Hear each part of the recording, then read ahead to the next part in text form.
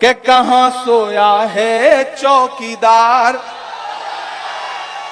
कहां सोया है चौकीदार। भाइयों बहनों याद है ना, याद है ना भाइयों बहनों, बहुत हुई महंगाई की मार, अब की बार मोदी सरकार, बहुत हुआ नारी परवार, अब की बार मोदी सरकार। मैं कभी कभी सोचता हूं कि प्रधानमंत्री जी जब ये अपने नारे खुद किसी दिन सुनते होंगे तब कितना हंसते होंगे, उनको कितनी हंसी आती होगी और सोचते होंगे कि बढ़िया मूर्ख बनाया हमने लोगों को। तब मैं उनसे पूछ रहा हूं कि कहां सोया है चौकीदार, कहां सोया है चौकीदार,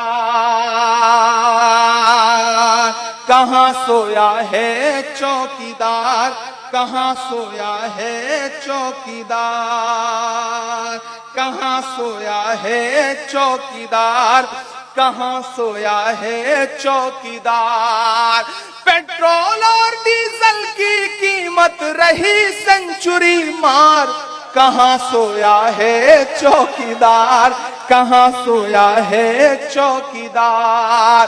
गैस सिलेंडर की कीमत भी 1000 के पार, कहां सोया है चौकीदार, कहां सोया है चौकीदार। कि चाय बेचने वाला पूरा भारत बेच रहा है। मैं नेता के साथ साथ शायर भी हूं तो मुझे थोड़ी छूट है, मैं ये सब बातें कह लेता हूं कि चाय बेचने वाला पूरा भारत बेच रहा है, इसी काम में हासिल उसे महारत बेच रहा है। रेल बिक गई, तेल बिक गया, बिका हवाई अड्डा।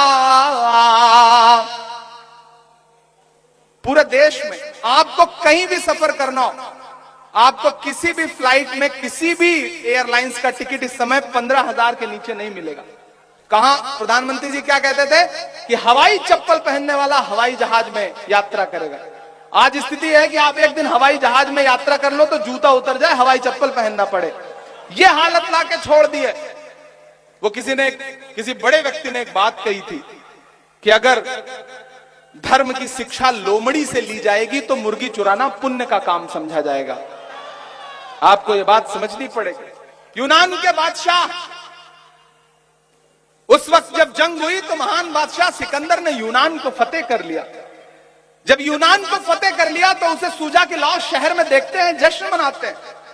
वो जश्न मनाने के लिए शहर की सड़कों पर निकला तो उसने देखा कि पूरा शहर जश्न मना रहा है, लेकिन सड़क के किनारे एक फकीर है, कंबल ओढ़ के सोया हुआ है। सिकंदर को गुस्सा आया, अपने घोड़े से उतरा और उस फकीर के पास गया और उसे जोर से एक लात मारी और लात मार के कहा, क्यों रे फकीर, पूरा शहर जश्न मना रहा है, मैंने शहर फतेह कर लिया है और तू सो रहा है।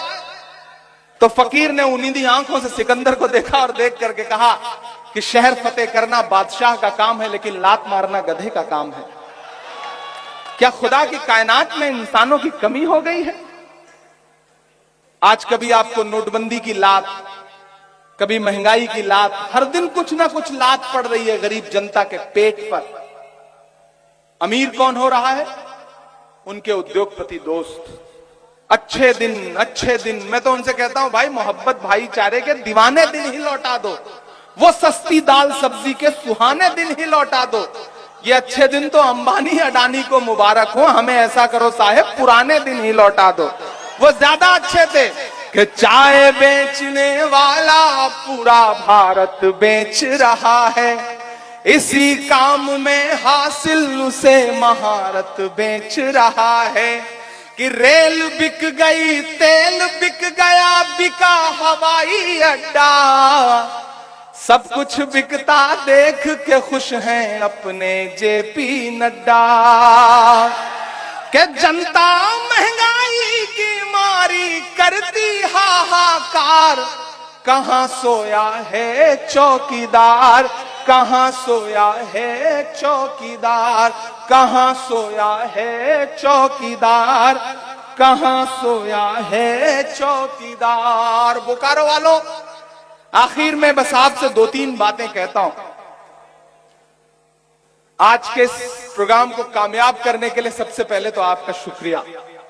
हम स्टेज पर बैठे हैं, हम आपसे 5 फीट ऊपर हैं, आप नीचे बैठे हैं, लेकिन इसका यह मतलब नहीं कि इधर जो लोग बैठे हैं वो ज्यादा अहम हैं। आप ज्यादा अहम हैं।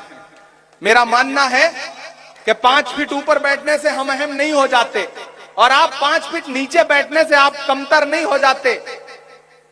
ये तराजू है, एक पलड़ा 5 फीट ऊपर है, एक 5 फीट नीचे, लेकिन तराजू का वही पलड़ा नीचे होता है जो ज्यादा वजनदार होता है। आप ज्यादा वजनदार लोग हैं, और पिछले 4.5-5 घंटे से आप सारे लोग बैठे हैं।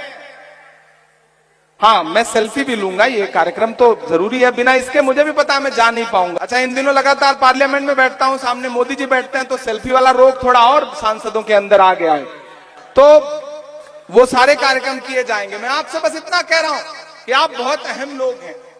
आपने मंजूर की उमैर साहब की इस कोशिश को कामयाब किया, उसके लिए आपको सलाम।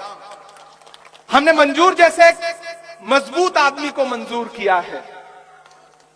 राजेश ठाकुर जी की सिफारिश थी, उनकी गुजारिश थी, और अब मैं मुतमईन हूं कि मैंने एक मजबूत कंधों पर झारखंड प्रदेश की जिम्मेदारी सौंपी है। इससे पहले विभाग कैसा था, क्या था, आप तक लोग आते थे या नहीं आते थे, उसकी न शिकायत करूंगा न शिकवा सुनूंगा। बस आपसे बस इतना कह रहा हूं